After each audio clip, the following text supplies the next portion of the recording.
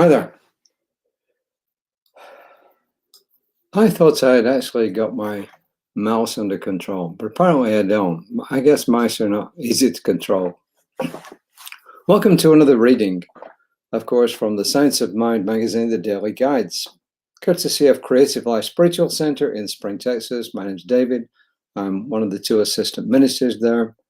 Our senior minister is Reverend Dr. Jesse Jennings, who has written these 31 days of October. Hence, we have good readings. Most of them are quotes from Ernest. In fact, they're all quotes from Ernest Holmes, and then Reverend Jesse comments on them. Oh, and I should remember our other minister, our staff minister, who used to be based in California, but she just moved up into the Northeast. However, she is on our staff, and she's a staff minister. So there you are. Today's reading is kind of interesting, and if you are from a traditional Christian background, you might be concerned about it. However, hang in there, because I have a Bible quote for you right at the end, which will make everything kind of clear.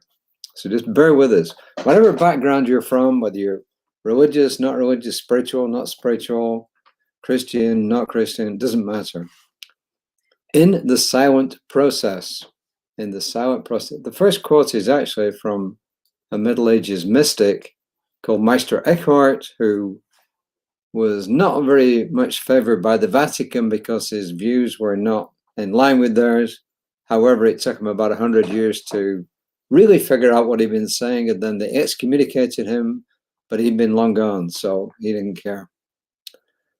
In the silent processes, this is Meister Eckhart, the eye through which I see God is the same eye through which God sees me. My eye and God's eye are one eye, one seeing, one knowing, one love. If you want to put it in other words, there is no separation between God, the divinity, and myself. Hang in here. The first quote's from the Science of Mind textbook. It's on page 388, of course, written by Ernest Holmes. He says, we should learn to trust life. There's no power in the universe that wishes anyone ill. Remember, it says no power in the universe that wishes anyone ill. Life is good. God, the divine, is good. Why not accept this and begin to live? No one needs to prepare to meet their God, but each meets God every day and each hour in the day. We meet God in the rising sun, in the flowing stream, in the budding rose, in the joy of friendship and love, in the silence of our own souls. When we meet each other, do we not feel that subtle presence that flows through all things and gives light and color to our everyday experiences? In our own souls, in the silent processes of thought and understanding, do we not sense another presence, capital P? There is something divine about us that we have overlooked. There is more to us than we realize. Okay. Now remember that part, because I'm going to, as I said afterwards, I'm going to quote from what's called, used to be called the New Testament, now it's called the Christian Scriptures. God is everywhere. This is Reverend Jesse. And now we cultivate the ability to recognize it, the divine, as such. We know the deity in ourselves and each other through its attributes, more in the intensity, so to speak, than in the immensity. We perceive love, harmony, beauty, and abundance around us because we find these states of being are within us. Ernest Holmes offers them as examples of mental equivalence, the templates of expectation to which life responds by co-responding. We deliberately use these to shift focus, extracting a sense of divinity from the ordinary and the sacredness from the divine, from the mundane. There's actually a good book. It's not a very easy read. I've mentioned it before. It's called The Sacred and the Profane. It's not an easy read, trust me, but it's a good book. Look it up on Amazon, The Sacred and Profane. His name is Mircea Eliade. It's Eliade, I think. So in this, both Ernest Holmes and Reverend Jesse are saying that within us there is divinity. Yes, we have a soul within us. Most of us would admit that. Some people don't, but most people would say, yep, we have a spirit within us. But Jesus actually goes farther than that. The Gospel of John says on chapter 14, paragraph 20, on that day, you will realize that I am in the Father. Jesus is one with the divine.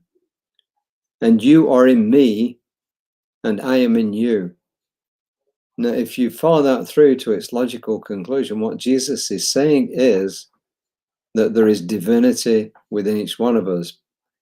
If the divine is within Jesus, and Jesus is within each one, and each one is within Jesus, then the divine is within each one of us. And that's what Ernest Holmes is saying here. He is saying that each one of us is an experience that the divine is having of itself.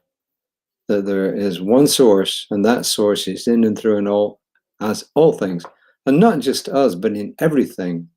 I don't know if a rock can experience, but certainly lots and lots of beings on this planet and probably throughout the universe are able to experience, and that means that God is having that experience. With the divine, if you don't like the word God, is having that experience. But it's also telling us something else, that because of this, that we need to respect ourselves and we need to respect each other. We need to show equal respect. And Meister Eckhart, as I said, he was a bit of a rogue, or he's considered a rogue by the Vatican, probably a heretic, I don't know. But remember this, a heretic really just means that somebody doesn't agree with you. So if somebody's got a philosophy that doesn't agree with somebody else's philosophy, then they're a heretic. The eye through which I see God is the same eye through which God sees me. My eye and God's eye are one eye, one seeing, one knowing, one love. Which means that we are never alone. So it's got multiple meanings, but right now, simply put, it means that we're never alone because the divine is within us. But it also means that there is a true expression and a true meaning behind the term when I say namaste. The God in me recognizes the God in you, or the spirit within, the divine spirit within me recognizes the divine spirit within you.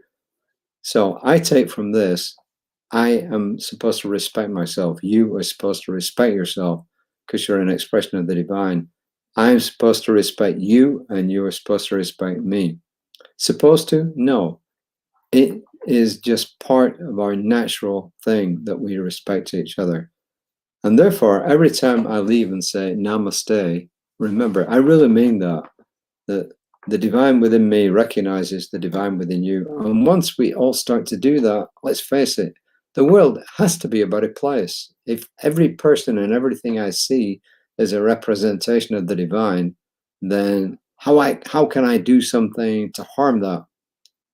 It's just not possible, at least deliberately.